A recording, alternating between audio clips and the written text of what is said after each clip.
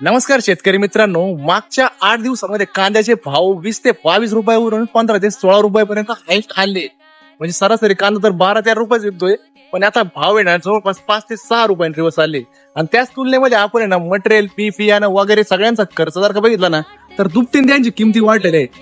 म्हणजे शेतकऱ्यांमागे आहे ना सगळ्यात मोठं संकट एक पहिली गोष्ट पिकाला भाव भेटत नाही, आणि दुसरी गोष्ट बियाण्यांचे भाव दुप्पट झाले. म्हणजे शेती करायची नेमकं शेतकऱ्यांनी कशी? 1,500 ते 2,000 रुपयाला आहे ना जे बी भेटायचं कांद्याचं, ते बी आता सध्या आहे ना, म्हणजे मी स्वतः जाऊन बघितलं की मार्केटमध्ये त्या बियाच्या कोणत्याही कंपनीचं तुम्ही बी घ्या, 2,000 ते 2,500 रुपये सरासरी चालूच आहे. चांगल्या कंपनीचं घ्यायला गेलं तर ते 3,000 पर्यंत येईल. आणि 1 एकर कांदे करण्यासाठी ना 2.5 ते 3 किलो बी लागतं ना. 2.5 ते 3 किलो बी घेण्यासाठी जे पूर्वी 4,500 ते 5,000 रुपये लागायचे ना, ते यावर्षी लागतंय 8 ते 9,000 रुपये.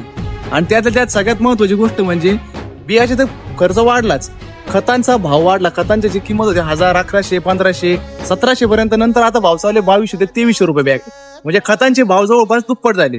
आणि सगळ्यात महत्वाची गोष्ट 10 ते 15,000 रुपयाच्या खर्चामध्ये फवारण्यांच्या आपण कांद्याचं पीक पूर्वी काढायचो, तर आता या खर्चामध्ये वाढ होऊन 15 ते 20,000 रुपये आपल्याला फक्त फवारण्याचा खर्च येतोय. मग शेतकऱ्यांनी नेमकं कमवायचं कसं? तुम्ही सांगा ना साहेब, शेतकऱ्यांनी नेमकं कमवायचं कसं? प्रत्येक गोष्टी शेतकऱ्याची पिळवणूक, प्रत्येक गोष्टी शेतकऱ्याच्या अडचणी, सगळ्या गोष्टी वाढत चाललेल्या आहे. पण शेतकऱ्याचा मालाचा भाव का पण कमी ते तरी शेतकऱ्याचा तरी विचार करून बघा. आम्ही पण कष्ट करतो, आम्ही पण पैसे कमवण्यासाठीच या शेतामध्ये राबतोय.